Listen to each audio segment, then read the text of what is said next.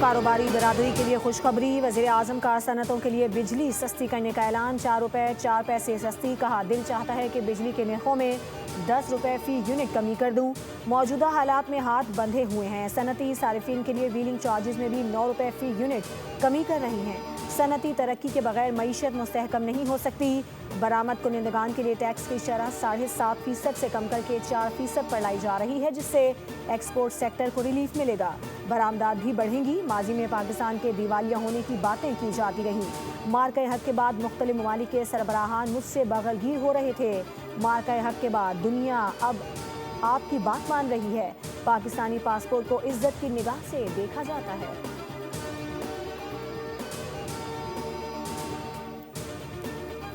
Security forces کی بلوچستان میں کارروائیاں، 41 دہشت گرد جہنم واسر، سیکیورٹی فورسز نے بلوچستان میں 2 مختلف کارروائیوں میں فتنہ الخوارج اور فتنہ الہندوستان کے دہشت گردوں کو ہلاک کیا، ISPR کے مطابق ہرنائی ضلع میں خفیہ اطلاع پر کارروائی کی گئی، سیکیورٹی فورسز نے دہشت گردوں کے ٹھکانے کو مؤثر انداز میں نشانہ بنایا، بھارتی سرپرستی میں سرگرم 30 دہشت گرد مارے گئے، دوسری کارروائی ضلع پنجگور میں کی گئی جس میں دہشت گردوں کا ٹھکانہ تباہ کیا گیا، اس کارروائی میں فتنہ الہندوستان کے 11 دہشت گرد ہلاک ہوئے، ہلاک دہشت گردوں سے اسلحہ، گولہ بارود اور بینک ڈکیتی کی لوٹی گئی رقم بھی برآمد کی گئی، رقم 15 دسمبر 2025 کو پنجگور میں بینک ڈکیتی کے دوران لوٹی گئی تھی۔